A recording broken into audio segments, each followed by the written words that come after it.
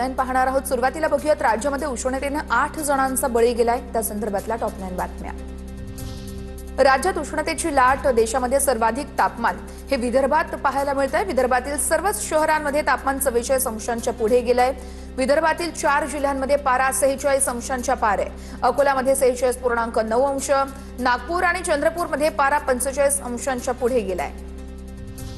अकोलामध्ये उष्णतेचा कहर, आज ऑरेंज तर पुढील 3 दिवस येलो अलर्ट। उष्णतेची लाट आणखी तीव्र होण्याची हवामान विभागाची शक्यता।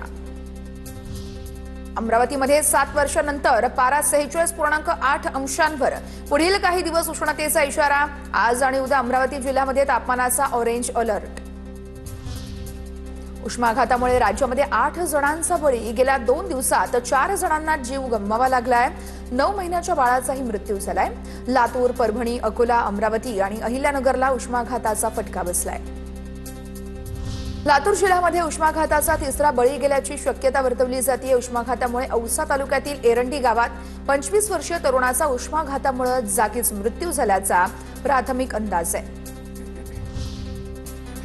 जगातील 95 सर्वात उष्ण शहर देशातच आहेत। हिमाचल, पंजाब, हरियाणा, चंदीगड, दिल्ली, उत्तर प्रदेश, राजस्थान, पश्चिम आणि पूर्व मध्य प्रदेश तसेच महाराष्ट्रातील विदर्भ, बिहार, गुजरात आणि छत्तीसगडमध्ये देखील काही भागांसाठी उष्णतेच्या लाटेचा इशारा। पुणे शहरामध्ये तापमानाचा पारा वाढला। कोरेगाव पार्क या परिसरामध्ये तब्बल 43 अंश सेल्सिअस तापमानाची नोंद झाली आहे, तर मुख्य शहरामध्ये तापमानाचा पारा 40 अंशांवर पोहोचलाय। नागरिकांनी गरज असेल तरच घराबाहेर पडण्याचे निर्देश देण्यात आलेत।